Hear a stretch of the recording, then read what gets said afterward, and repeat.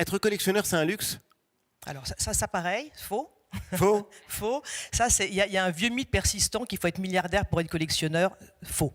Faux. Faux, complètement Même si faux. beaucoup de collectionneurs sont milliardaires. Alors c'est parce que dans la presse on voit passer, dans la presse on voit passer la Marilyn bleue de Warhol à 195 millions, on se dit ah bon. Après on voit passer l'Empire des Lumières de Magritte à 121 millions. Donc ce sont ces chiffres qui font aussi les choux gras de la presse. Faut pas se leurrer. C'est pas l'achat à 5 000 € qui fait la première page des magazines. Mais qui font qu'on peut se sentir exclu aussi. C'est vrai que Justement, par exemple, c'est les tout plus le grands problème. collectionneurs d'aujourd'hui sont des gens qui sont extraordinairement fortunés. Mais oui. Mais c'est tout le problème, c'est-à-dire ça fait un peu peur quand on voit ces chiffres-là. Mais en fait, tous ces artistes-là, d'abord, ils ont commencé avec pas un sou. Picasso, il cramait ses tableaux dans son poêle parce qu'il avait froid en 1901. Modigliani, il est mort misérable, il n'avait pas un sou. Basquiat, il vendait des petits croquis à quelques dizaines de dollars. Donc, il faut les prendre très tôt. Il ne faut pas les prendre à ce niveau-là quand on n'a pas beaucoup d'argent. Mais on peut. On peut.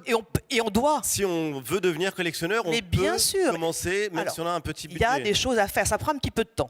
Si on commence tout seul, il faut voir beaucoup de choses. Il faut aller voir les diplômes des Beaux-Arts, par exemple, en fin d'année. Là, vous voyez des jeunes artistes qui n'ont pas encore de galerie. C'est le moment.